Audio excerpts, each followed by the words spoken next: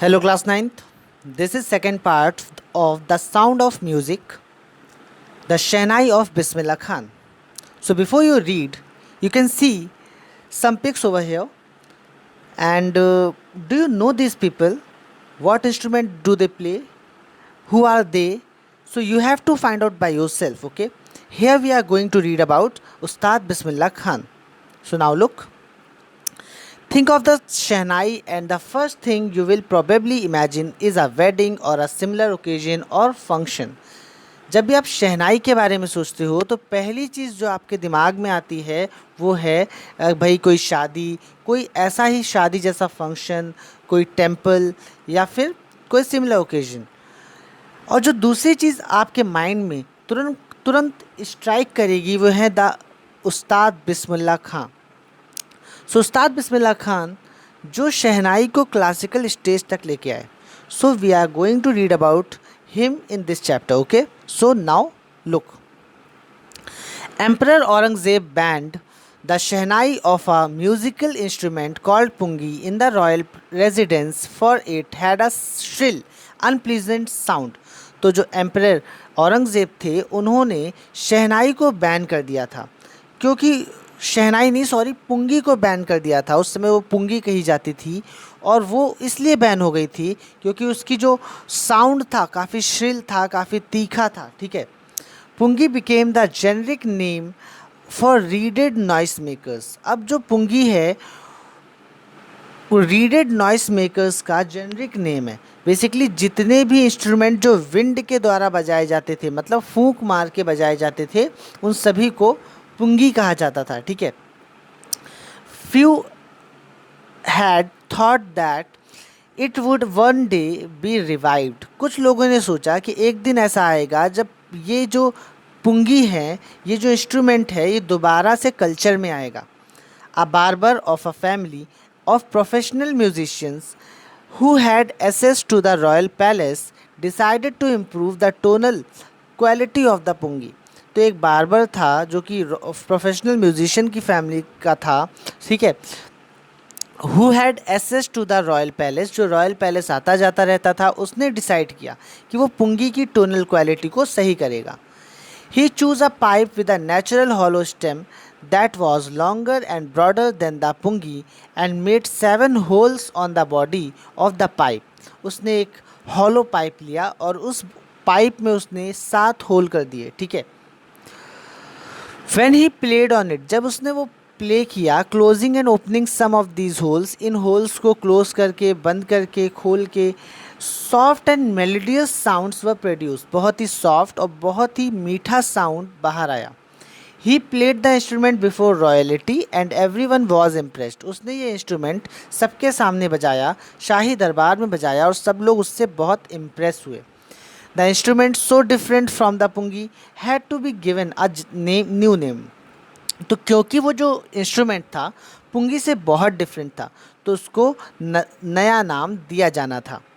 So as the story goes, जैसा कि कहानी बताती है, since it was first played in the Shah chambers, क्योंकि ये सबसे पहले शाह के चैम्बर में बजाया गया था, तो इसे शाह कहा गया और इसको बजाने वाला एक नाई था, तो इसका नाम शहनाई पड़ा।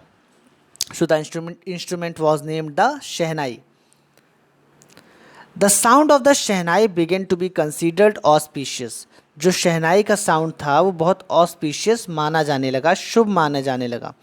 And for this reason it is still played in temples and is an indispensable component of any North Indian wedding। और यही कारण है कि ये आज भी टेम्पल्स में बजाया जाता है, शादियों में बजाया जाता है, और ये नॉर्थ इंडियन वेडिंग का इंडिस्पेंसिबल पार्ट है। मतलब नॉर्थ इंडियन जो शादियां होती हैं, वेडिंग होती हैं, वहाँ पर उन शादियों को बिना शहनाई के तो इमेजिन भी नहीं किया जा सकता। वहाँ की शादियाँ बिना शहनाई के हो ही नहीं सकती, ठीक है। इंडिस्पेंसिबल मतलब होता है without which a piece of work can not be done. So in the past the shehnai was part of the naubat और ट्रेडिशनल एजेंबल ऑफ 9 इंस्ट्रूमेंट। तो पहले जो शहनाई जो थी वो रॉयल कोर्ट में पाई जाती थी, वहाँ पे बजाया जाता था और ये 9 इंस्ट्रूमेंट का पार्ट होती थी. So till recently it was used only in temples and weddings, और हाल ही के कुछ सालों तक ये टेम्पल्स और वेडिंग में ही बजाई जाती थी. The credit for bringing this instrument on to the classical stage goes to Ustad Bismillah Khan. तो जैसा कि मैंने आपको बताया, उस्ताद बिस्मिल्लाह खान को क्रेडिट जाता है शहनाई को क्लासिकल स्टेज तक लाने के लिए. So as a 5-year-old Bismillah Khan played gilli danda near a pond in the ancient state of Dumrao in Bihar. तो बिहार के दुमराव राज्य में बिस्मिल्लाह खान जब पॉन्ड के किनारे अक्सर खेला करते थे, गिल्ली डंडा खेला करते थे जब वो 5 साल के थे.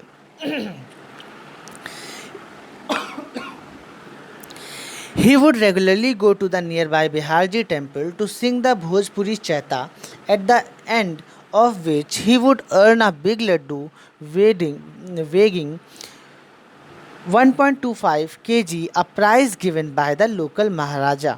तो देखिए, वो अक्सर चैता गाने के लिए लोकल जो के ट्रेडिशनल सॉन्ग था, बिहार जी टेम्पल जाया करते थे. वहाँ पर उस प्रार्थना के अंत में उन्हें 1.25 kg का लड्डू एज अ प्राइज़ मिलता था जो लोकल महाराजा उन्हें देते थे. This happened 80 years ago and the little boy has traveled far to earn the highest civilian award in India, the Bharat Ratna. तो 80 सालों बाद वही लड़का, वही व्यक्ति जो इतना कामयाब हो गया, जो इतने सफल हो गए कि भारत का सर्वोच्च नागरिक पुरस्कार उन्हें मिला, Bharat Ratna. Born on 21 March 1916, Bismillah belongs to a well-known family of musicians from Bihar. Bismillah Khan जी का जन्म 21 मार्च 1916 को हुआ था और ये म्यूजिशियंस की एक बहुत प्रसिद्ध फैमिली से आते थे जो कि बिहार में थी.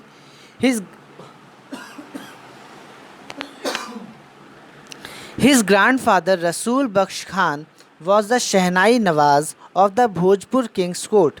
इनके जो ग्रैंडफादर थे रसूल बख्श खान, वो एक शहनाई नवाज थे, शहनाई वादक थे, ठीक है, भोजपुर किंग्स की कोर्ट में, भोजपुर के राजा की कोर्ट में.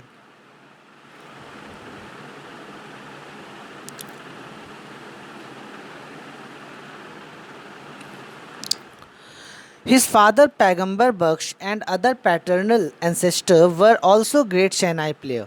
उनके जो पिता थे पैगंबर बख्श और उनके जो और भी पूर्वज थे, एंसेस्टर थे, paternal ancestors means ancestors of the father, पिता की तरफ से जितने भी उनके पूर्वज थे वो सभी महान शहनाई वादक थे. The young boy took to music early in life at the age of 3 when his mother took him to his maternal uncle's house in Banaras, जो कि आज वाराणसी के नाम से जाना जाता है. Bismillah was fascinated watching his uncles practice the shehnai. तो यंग बॉय के रूप में जब बिस्मिल्लाह खान सिर्फ 3 साल के थे तो उनकी माँ उन्हें बनारस लेके आई. बनारस में जब उन्होंने अपने अंकल्स को शहनाई बजाते हुए देखा, प्रैक्टिस करते हुए देखा, तो वो उसके प्रति बहुत आकर्षित हुए. Soon Bismillah started accompanying his uncle Ali Baksh to the Vishnu temple of Banaras, where Baksh was employed to play the शहनाई. जल्द ही जो बिस्मिल्लाह खान साहब थे वो अली बख्श जो कि उनके अंकल थे उनके साथ विष्णु टेम्पल में जो कि बनारस में था, वहाँ पर शहनाई वादन के लिए जाने लगे. ठीक है, तो उनके साथ जाने लगे. Ali Bakhsh would play the shehnai and Bismillah would sit captivated for hours on end. मतलब लंबे समय तक बिस्मिल्लाह खान साहब अली बख्श जी को देखा करते थे जब वो शहनाई बजाते थे. कैप्टिवेटेड मतलब उसके प्रति एकदम खो जाते थे, उसकी धुन में खो जाते थे. Slowly he started getting lessons in playing the instrument and would sit practicing throughout the day. फिर देखिए क्या हुआ. Slowly he started getting lessons in playing the instrument. धीरे धीरे उन्हें शहनाई सिखाई जाने लगी and would sit practising throughout the day, और पूरे पूरे दिन वो शहनाई की प्रैक्टिस किया करते थे. For years to come the temple of Balaji and Mangala Maiya and the banks of the Ganga became the young apprentice. Apprentice मतलब होता है सीखने वाला, ठीक है, जो सीख रहा हो कोई भी कार्य. Favourite haunts where he could practise in solitude. Solitude मतलब अकेले में. तो अब जो वो यंग लड़का था उसके फेवरेट प्लेसेस कौन से थे प्रैक्टिस करने के? वो बालाजी टेम्पल था, मंगला मैया था, और साथ में गंगा नदी के किनारे. ये जो कुछ स्पॉट्स थे वो बिस्मिल्लाह खान साहब के फेवरेट स्पॉट्स थे जहाँ पे उन्हें अकेले में प्रैक्टिस करना अच्छा लगता था. The flowing waters of the Ganga inspired him to improvise and invent rags, and were earlier considered to be beyond the range of the शहनाई.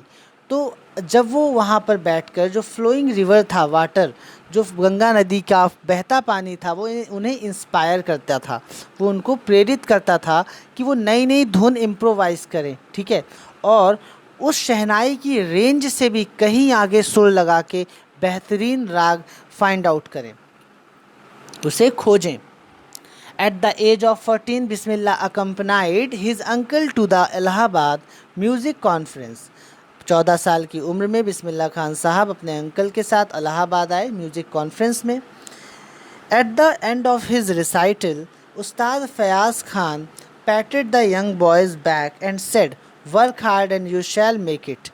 उस्ताद जो फयाज़ खान थे उन्होंने उनकी परफॉर्मेंस के बाद बिस्मिल्लाह खान को थपथपाया और कहा, उन्हें शाबाशी दी और कहा कि तुम वर्क हार्ड करते रहो, कठिन परिश्रम करते रहो और तुम एक दिन बहुत सफल होगे. With the opening of the All India Radio in Lucknow in 1938 came Bismillah's big break. तो रेडियो में बिस्मिल्लाह खान साहब को बड़ा ब्रेक मिला, बड़ा मौका मिला, जो कि ऑल इंडिया रेडियो की जो स्थापना हुई थी 1938 में, वहाँ उन्हें बिग ब्रेक मिला. He soon became an often heard shehnai player on radio, और बहुत ही जल्द रेडियो पर अक्सर सुने जाने वाले शहनाई प्लेयर्स में से बिस्मिल्लाह खान साहब बन गए. व्हेन इंडिया गेन्ड इंडिपेंडेंस, जब भारत को आज़ादी मिली, and on 15 August 1947 Bismillah Khan became the first Indian to greet the nation with his shehnai. Bismillah Khan पहले भारतीय बने जिन्होंने आज़ादी का स्वागत अपने शहनाई के साथ किया. ही प्योर्ड हिज हार्ट आउट इनटू राग काफ़ी from the Red Fort to an audience which included Mahatma Gandhi and Pandit Jawaharlal Nehru, who later gave his famous Tri-Stand Destiny speech. तो जो बिस्मिल्लाह खान साहब थे उन्होंने 15 अगस्त को रेड फोर्ट पर जब उन्होंने राग काफ़ी बजाया तो उन्होंने पूरे दिल के साथ इस राग को गाया, राग को बजाया, और उस ऑडियंस में उन्हें सुनने वालों में महात्मा गांधी और पंडित जवाहरलाल नेहरू जी भी वहाँ पे उपस्थित थे. Who was the first prime minister of India. Along with this उन्होंने उसी दिन ट्राइस्ट ऑफ डेस्टिनी, जो कि बहुत ही फेमस स्पीच है, उस दिन 15 अगस्त को दी थी. किसने दी थी? पंडित जवाहरलाल नेहरू ने दी थी. Bismillah Khan has given many memorable performances both in India and abroad. Bismillah Khan Sahab ने बहुत सारी मेमोरेबल परफॉर्मेंसेज दी हैं इलाहाबाद में भी और कहाँ पर, इंडिया में भी और विदेशों में भी. His first trip abroad was to Afghanistan, where King Zahir Shah was so taken in by the maestro that he gifted him priceless Persian carpets and other sovereigns. सो बिस्मिल्लाह खान साहब जब पहली बार अफ़गानिस्तान गए थे तो वहाँ के किंग ज़हीर ने उनकी आवाज़ से बिस्मिल्लाह खान साहब की शहनाई से वो इतना ज़्यादा इंस्पायर हुए, इतना ज़्यादा प्रभावित हुए वो, कि उन्होंने उन्हें गिफ्ट, बहुत सारी प्राइसलेस चीज़ें उन्हें गिफ्ट में दी, जैसे कारपेट्स और भी कई सारी जो चीज़ें हैं, जैसे सॉवरेन मीन्स होता है things given in memory of a place, person और इवेंट. किसी भी चीज़ की याद में, जगह की याद में कोई आपको ऐसी चीज़ दी जाती है जिससे आप वो चीज़ कभी भूल ना सको. तो ऐसी कई सारी बिलोंगिंग्स उन्होंने उसे दी. ठीक है, किंग ज़हीर ने कई सारी बिलोंगिंग्स बिस्मिल्लाह खान साहब को, कई प्राइसलेस चीज़ें दी. The king of Afghanistan was not the only one to be fascinated with Bismillah's music. जो अफ़गानिस्तान के किंग थे केवल वही इकलौते नहीं थे जो बिस्मिल्लाह खान साहब के म्यूज़िक से बहुत आकर्षित हुए। Film director Vijay Bhatt was so impressed after hearing Bismillah play at a festival that he named a film after the instrument called गूंज उठी शहनाई। तो विजय भट्ट जो कि फिल्म डायरेक्टर थे वो इतने प्रभावित हुए बिस्मिल्लाह खान साहब की शहनाई से कि उन्होंने एक फ़िल्म बनाई जिसका नाम था Goonj Uthi Shehnai. The film was a hit and one of Bismillah Khan's composition Dil Ka Khilona Hai Toot Gaya turned out to be a nation wide chart buster. मतलब वो फिल्म बहुत सुपर हिट हुई और बिस्मिल्लाह खान साहब ने जो एक कंपोजिशन बनाई थी दिल का खिलौना टूट गया वो बहुत सुपर हिट हुआ, ठीक है, रिकॉर्ड ब्रेकर साबित हुआ। Despite this huge success in the celluloid world Bismillah Khan's ventures in film music were limited to मतलब बिस्मिल्लाह खान साहब ने फिल्म में बहुत कम काम किया, लिमिटेड काम किया। विजय Bhatt's Goonj Uthi Shehnai and Vikram Srinivas Kannada venture Sanadhi Appanna I just can't come to terms with the artificiality and glamour of the film world he says with emphasize. तो कुछ चीज़ों में तो उन्होंने काम किया, जैसे विक्रम भट्ट की गूंज उठी शहनाई में काम किया, विक्रम श्रीनिवास की कन्नड़ जो एक वेंचर्स थी, ठीक है, प्रोजेक्ट था, सनाधि अपन्ना में उन्होंने काम किया, लेकिन उन्होंने ज़्यादा फिल्मों में काम नहीं किया क्योंकि वो कहते थे कि जो फिल्मों की दुनिया है वो आर्टिफिशियल होती है, ठीक है, वो काफ़ी नकली होती है और वो ग्लैमर, फिल्मों का जो ग्लैमर होता है उससे दूर रहना चाहते थे। उन्होंने ज़ोर देते हुए इस बात को कहा। Awards and recognition came thick and fast. अच्छा, जब भी कोई कामयाब हो जाता है ना तो रिकग्निशन मतलब पहचान और अवार्ड्स काफ़ी तेज़ी से उस तक आते हैं, ठीक है, फेम नेम आसानी से मिलने लगता है। Bismillah Khan became the first Indian to be invited to perform at the prestigious Lincoln Central Hall in the United States of America. तो यूनाइटेड स्टेट्स ऑफ अमेरिका के लिंकन सेंट्रल हॉल में पहले इंडियन बने वो जिन्होंने परफॉर्म किया। He also took part in the World Exposition in Montreal, in the Cannes Art Festival and in the Osaka Trade Fair। अब उन्होंने कैनास आर्ट फेस्टिवल में भी भाग लिया, ओसाका ट्रेड फेयर में भी भाग लिया, ठीक है। So well known did he become internationally that an auditorium in Tehran was named after him। वो इतनी बड़ी प्रसिद्ध शख्सियत बन गए, इंटरनेशनली लोग उन्हें इतना जानने लगे कि तेहरान में एक ऑडिटोरियम बनाया गया जिसका नाम ताहिर मौसिकी उस्ताद बिस्मिल्लाह खान रखा गया। National awards like the Padma Shri, Padma Bhushan and the Padma Vibhushan were conferred on him. जो नेशनल अवार्ड्स थे, पद्म विभूषण, ठीक है, पद्मश्री, ये सारे अवार्ड्स उनको मिले। कन्फर्ड मतलब given, usually an award or a degree। So in 2001 Ustad Bismillah Khan was awarded India's highest civilian award Bharat Ratna. 2001 में उस्ताद बिस्मिल्लाह खान साहब को भारत रत्न से नवाजा गया। विद द coveted मीन्स होता है much desired award resting on his chest and his eyes glinting with rare happiness he said. मतलब ये जो अवार्ड है भारत का सर्वोच्च नागरिक पुरस्कार होता है भारत रत्न, ठीक है, ये अवार्ड पाके उन्हें बहुत खुशी हुई। उन्होंने कहा all I would like to say is teach your children music. मैं बस यही कहना चाहूँगा कि अपने चिल्ड्रंस को, बच्चों को म्यूज़िक सिखाओ। This is Hindustan's richest culture tradition. ये हिंदुस्तान का सबसे रिचेस्ट ट्रेडिशन है। Even the west is now coming to learn our music. यहाँ तक कि जो पश्चिमी देश हैं वो भी हमारा म्यूज़िक सीखने आ रहे हैं। In spite of having travelled all over the world, Khan साहब as he is fondly called is exceedingly fond of Banaras and Dumrao, and they remain for him the most wonderful towns of the world। पूरी दुनिया में उन्होंने भ्रमण किया, travel किया, लेकिन फिर भी खान साहब के लिए उनके दिल के करीब कौन सा रहा? बनारस रहा और दमराव। बनारस और दमराव हमेशा उनके दिल के करीब रहे और उन्हें दुनिया के सबसे वंडरफुल टाउन्स लगते थे। A student of his once wanted him to head a shehnai school in the USA. उनके एक स्टूडेंट चाहते थे कि वो एक शहनाई स्कूल USA में हेड करें.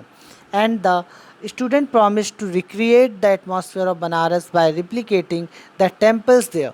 उस स्टूडेंट ने प्रॉमिस किया कि बनारस के जो टेम्पल्स हैं उनकी जो नकल है एकदम वैसे ही हूबहू टेम्पल्स, वैसे ही हूबहू एटमॉस्फेयर वो वहाँ पे बना देगा. But Khan Sahab asked him if he would be able to transport river Ganga as well. लेकिन खान साहब ने उससे पूछा कि क्या वो गंगा रिवर भी वहाँ ले जा सकता है. तो ये तो इम्पॉसिबल है एक प्रकार से, लेकिन समझिए उन्होंने ये बात क्यों बोली, क्योंकि वो बहुत प्यार करते थे अपने शहर से. ठीक है. तो later he is remembered to have said that is why whenever I am in a foreign country I keep yearning. Yearning मतलब तरसना, किसी चीज़ को चाहना. To see Hindustan. वो कहते थे कि जब भी मैं बाहर होता हूँ, बाहर देश में होता हूँ, तो मैं हिंदुस्तान के बारे में सोचता रहता हूँ, उसे याद करता रहता हूँ. While in Mumbai. जब मुंबई में होता हूँ I think of only Banaras. फिर मैं बनारस के बारे में सोचता हूँ, होली गंगा के बारे में सोचता हूँ. And while in Banaras. और जब मैं बनारस में होता हूँ आई मिस द यूनिक मट्ठा ऑफ दुमराव. तो मैं दुमराव का यूनिक मट्ठा मिस करता हूँ. तो ज़मीन से जुड़े हुए व्यक्ति थे और अपनी जो मातृभूमि से वो बहुत प्यार करते थे. Ustad Bismillah Khan's life is a perfect example of a rich cultural heritage of India.